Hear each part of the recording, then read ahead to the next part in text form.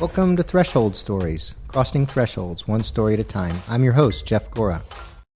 Hello, everybody. This is episode 102. I'm going to call it Sticks and Stones Can Break My Bones, but Names Will Never Hurt Me, or just Sticks and Stones for short. So in order to get to the point of why I told you that, I have to go back through a little bit of what it's like to be a writer, a real writer in that sense of real, meaning to get books out on shelves and in Amazon and places like that. So when I create a manuscript, there's lots of people involved. From my local end, sometimes there's a local editor. Zach, thanks for chiming in and doing what you've done over the year or so. And then I have a graphic artist, a girl named McKenna, who doesn't live far from here. She's involved in a lot of my work.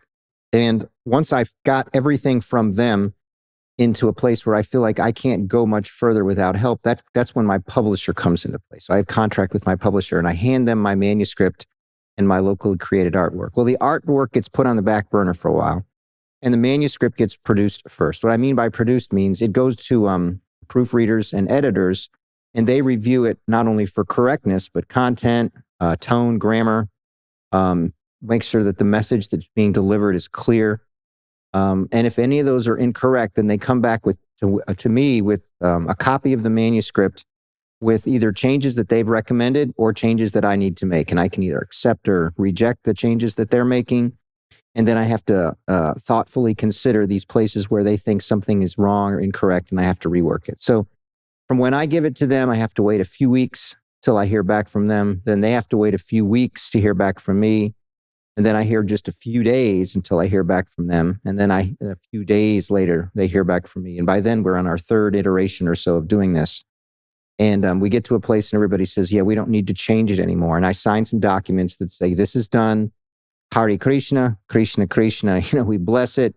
And it gets handed over toward another side of production where art comes in and layout and design gets involved. But and my fourth book that I'm working on right now, it's called Letters to and from Eternity. Unlike the past three works, which are all part of a trilogy, a timeline of what was happening in the first century in a fictitious way, this is a series of short stories about people who are either in eternity trying to give a message back to the people they love who aren't, or they're on their way to eternity and they're processing what that means. So there's a story of a man who's dying of COVID. He's been in the hospital for a month, and during the last few hours of his life, God allows him to have an out-of-body experience. So he walks around and sees things. He can't interact, but he sees things, kind of like Patrick Swayze in Ghost. But one specific story of interest is I decided to write a piece on the Battle of Gettysburg.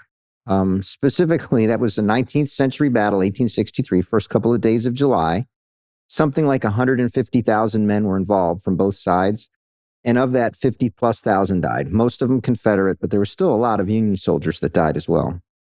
And the story's starting point is there's a specific Confederate soldier who's standing in line, waiting to get into heaven because there's been so many warriors that arrived all at once. There's a backlog of people waiting to get to the judgment seat of the Lamb. So there's a long line.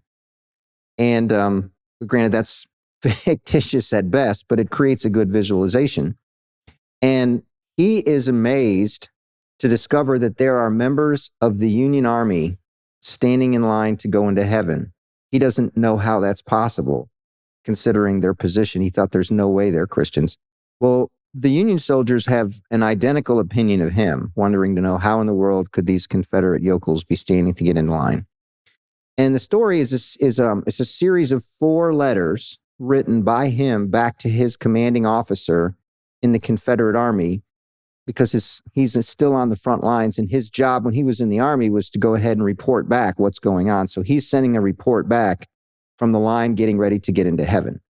And as he's in line, I decided I wanted to make it as authentic as possible to tell the story, because this is a story. This is a book about healing. This is a book about things that happen in eternity. Well, this young man who's standing in line, I decided to make him the quintessential, typical Southern boy from the 19th century. And of course, he's racist, right? He sprinkles the word nigger out of his mouth like some of us use salt and pepper.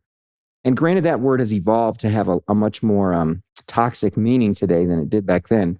It was still derogatory, But in general, he was using it in a derogatory sense toward people that were considered his property. Those were slaves for most of this man's life, and they had only recently become free.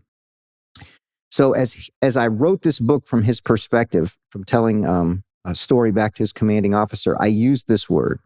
Well, the publisher had a hard time with that word, and they said, you can't use that word. Well, one of the people within production, not my editor, but somebody within production had a hard time with that word. So she made, you got to change it. I said, okay, I changed it. So I changed out that story and I pulled that word out and I replaced it with Negroes, figuring that could convey that same sense of disgust or lack of equality that racism has as its underpinning tone.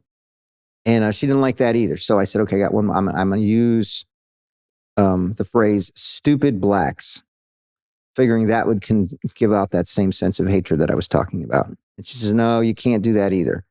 Well, at that point, I said, I've got to pull this story. We can't include this one story in the book because I can't talk about them in a neutral way as the 21st century is kind of mandating, or in a racially blind way, because that's not how it was in the 19th century. In fact, this was a core component of the identity of people from the South during that period of time. And I told her, you need to read this story before you make these holistic claims. You ought to pray about it as well. I even put that in writing. I told her, you ought to pray about it.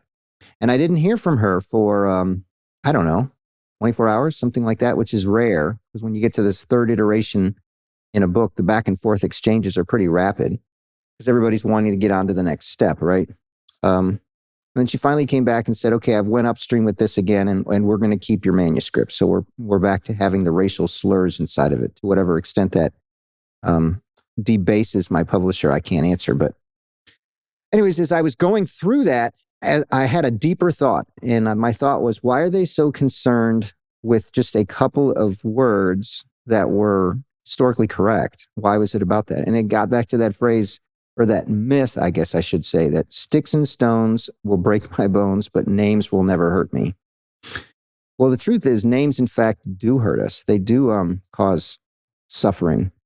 They do cause us to think differently about ourselves. And that's always been the case, right? We always said, Bill, don't use these words. Don't say those words. And as I dug even deeper and I look at the first, sentence of the first chapter of the book of John, it says, in the beginning was the Word, and the Word was with God. So even God starts off all things with Word. There's this idea that there had to be some sort of creation event, some kind of matter-energy exchange. The scientist in me, the matter-energy exchange that was somehow a part of, quote unquote, the beginning. But even before that, even before there were things, even before there were sticks and stones, there was the Word. So anytime somebody shares with you that sticks and stones will break your bones, that is true. But the concept that names will never hurt you, no, that's not true. Our society teaches us that we're supposed to be tough and we're supposed to somehow not let what people say get to us. Oh, by the way, what people says gets to us, and that's okay. It is my prayer that you guys can get something out of this and perhaps share it. Don't expect to get any more information about the availability of that book yet because it's still in the design stage. It's out of the editing stage.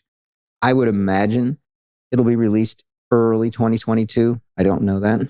Book 3 isn't going to be released until November of 2021, so there's still 2 months or so out from that book. But I'll keep telling you stories about my stories. Thanks for listening to this chapter of Threshold Stories, Crossing Thresholds, one story at a time. Be ready to cross more thresholds with me in 2 weeks. If you have any questions, feel free to reach out to me directly. You can find me on LinkedIn or on my Facebook page at Jeff Gora Team USA.